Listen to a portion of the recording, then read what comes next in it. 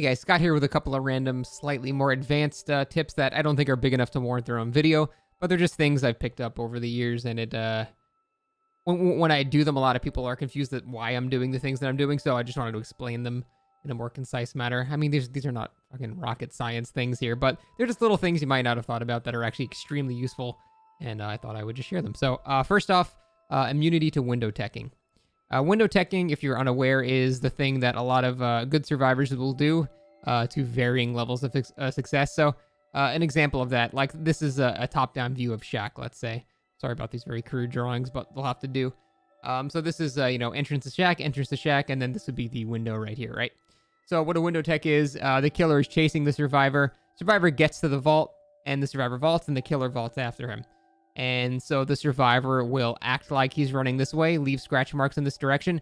As the killer is locked into his vault animation, the survivor will very quickly duck under the killer and start going this way.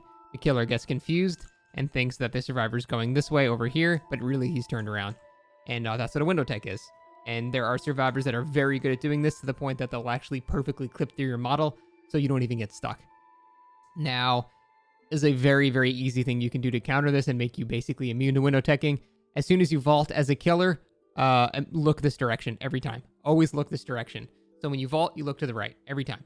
Now, I mean for Shack, obviously it depends on the loop. I'm saying for Shack, for example, look to the right and immediately start moving to the other direction. You start moving to the left. So vault, look to the right, moonwalk backwards. And this basically catches all possible scenarios of window teching. If they're trying it, you will see them clip through your model and they will be right in front of you. You stop walking backwards and you just smack them in the face. If they're not window teching, well, you're still chasing them. You're just not looking at them for a second. There is one very advanced thing survivors can do, and a certain boyo is trying to master this, but it's very, very hard, where survivors can know that you're going to do this, and as you're walking backwards, they will actually stay inside of your model perfectly. So when you turn around, then they actually go the opposite direction. But this basically requires iron will. It requires absolutely perfect timing, a perfect prediction of the killer's exact movements, because if you screw up even slightly, a tiny piece of the survivor's model is going to get into the killer's field of view. If they have Shadowborn or, monitor or something like that, you'll definitely see them. So it's very risky, but just be aware of that. But for the most part, this will make you immune to window teching, and it won't ever really be a problem for you anymore. Just always look both directions and move in the opposite direction. Very simple. Next, let's talk about finding survivors fast at the beginning of a match. This is something a lot of people struggle with, and even on big maps, I struggle with it too sometimes. Sometimes you get Red Forest, and it's too big, and it takes a long time to find people. But there are things you can do to help. So for example, let's look at a map like Azerov's Resting Place. I'm trying to think of something with a very unique map design. So Azerov's, it kind of looks like this, right? It's got that choke point in the middle, and then the two kind of endpoints. This is why it's a very killer-sided map, because you can separate the map very easily in 3-gen. So say this is where Shack is. Now, normally what happens is survivors will spawn in sort of anywhere in a 90-degree cone away from you. So if the killer spawns right here, you can basically just draw, like a 90-degree line or a cone. Like, they can spawn like anywhere from like here to here. Obviously, Azerovs won't let you spawn here, but that's a general idea of where they're going to spawn. However, rarely, sometimes people spawn closer to you.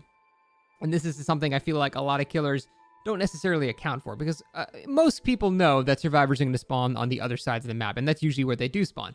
So the first thing killers do is start walking towards the other side of the map, which, it makes sense.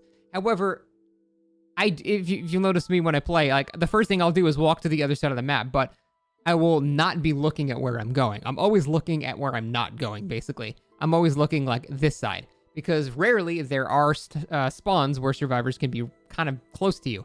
And typically you won't actually see the survivors, you'll just see signs of them. And crows are probably the most important part of this. I can't tell you how many times I spawn in like on Azerovs, and as I'm walking to the other side of the map, I will see a single crow fly up, on that one jungle gym that can spawn here. And because of that, I know that there's a survivor there now, and they're on my side of the map. And if I would have missed that, I would have missed basically a free gen. It would have screwed up my 3-gen strats. And it's just really important as you're walking towards the other side of the map to be looking at everything but where you're going and what's right in front of you. You always want to be looking at the furthest points of your vision, just at the basically edges of the render distance. Obviously, if it's an indoor map, it doesn't count. That's why good killers don't like indoor maps, by the way. We can't see these things. So you need to be looking very, very far in the distance at all times. And you're looking for scratches and crows. Always, always pay attention to crows. If you're not familiar with how crows work, basically if a survivor walks near a crow, the crow flies up into the air. So if you see a crow flying up into the air, it means the survivor is in the immediate vicinity. They are right there. So that is a sign to just beeline it directly towards where that crow was, and you'll most likely find the survivor. If you see a crow landing, they'll do like a little spiral animation and land. That means the survivor's been there within like 10 to 15 seconds. So it means you've been where they were, but they're not necessarily there anymore.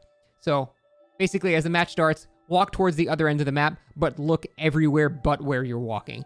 Because as you're approaching that area, you're still going to be threatening that area. And if the survivors are there, which they probably are, they're going to start running and you'll obviously see signs of them. But you always need to be paying attention to the signs that are in the distance where they feel safe and they're not necessarily trying to hide from you. That's the easiest time to find a survivor, when they're not trying to hide. So yeah, when you load in, walk one direction, opposite side of the map. They're going to be in like kind of a cone away from you, but always watch your borders and always pay attention to the distance. Very, very, very important. What else? Next, let's go over priorities. So this one may seem a bit controversial, but I assure you it is true. At the beginning of a match, it is always, always more important to get people to stop doing gens than it is to down a single person. And you can kind of simplify it by looking at it like this. So a survivor's health states can change. If you hit a survivor, it seems bad to just let them go, right? But the thing is, a survivor's health state can, it can go down to injured, and it can be, brought back to uninjured again. So sometimes people feel like it's a waste of time to just hit people when they know they can't confirm it down on them. But if you're in a scenario where you're chasing somebody and you see another guy working on the gen, it is almost always better to abandon the guy unless you're right about to down him and chase the other guy off the gen. Because if you think about it, health states are malleable. You can always go from injured to uninjured and from injured to, or uninjured to injured again. So those can always go back and forth, and that can happen forever. However, once a generator is done, it cannot be unrepaired. So your priority always has to be getting people off gens before you're focusing on downing people. Now, usually they go hand in hand, because as you start injuring people, and even if you don't commit to the chase, they're injured later and working on a gen, so the chase is much easier, or you're delaying the game because they're getting healed, or they're running to someone to heal, or they're using a med kit, they're using self-care, they're doing something that's not a generator. So no matter what, you're still winning if you hit a guy and don't even down them. Your goal as a killer is to stop people from doing gens, not necessarily just immediately downing people. So always have that priority in your head. Unless you can down the survivor within like 10 seconds, always work at getting people off of generators over just trying to down them. That is always the smarter choice, like in almost every circumstance. There are a few rare times when it's not the case, but usually it is always better to abandon a chase. And I know that really, really, it hurts like the ego of some killers. They want to down this guy so bad, and they're so close to it. But by doing that, they let a generator be complete, and that generator can never be unrepaired. Whereas that survivor can be injured, uninjured, go down, come back up, and it can go, up and down like that. So always prioritize gens. Getting people off gens is more important than just getting an individual down. That leads to snowballing, which is how most people win their games, at least at a higher level. So yeah, that's very, very important stuff. One final random tip, it's a pretty fun thing to do, it seems super brainless, but at jungle gyms and at TL walls and things like that, as a killer, when you leave line of sight of the survivor, one of the funniest and most successful things you can do is stand still. Just as soon as the survivor leaves your line of sight, they can't see you behind the wall anymore. Literally just face a direction and stand still. And this works because once the survivors see you're not adhering to a certain pattern, then they become very confused and scared. And probably the only thing they can do at that point to remain safe is camp a pallet, which, as you know, for time efficiency is not very good.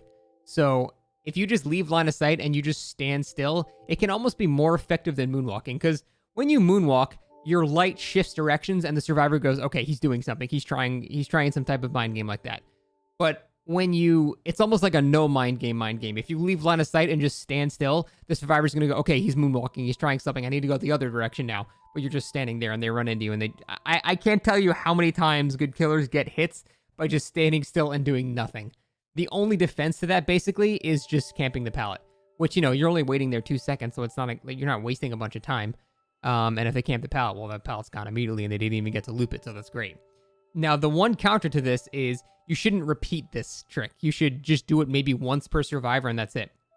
Because if you repeat it, they're going to catch on to it, and instead of trying to camp a pallet, they might just simply run away, and then you're just standing still for a couple seconds and you lose distance, so you end up looking silly. But try it. It's pretty funny. Doing nothing is great sometimes. That is it, guys.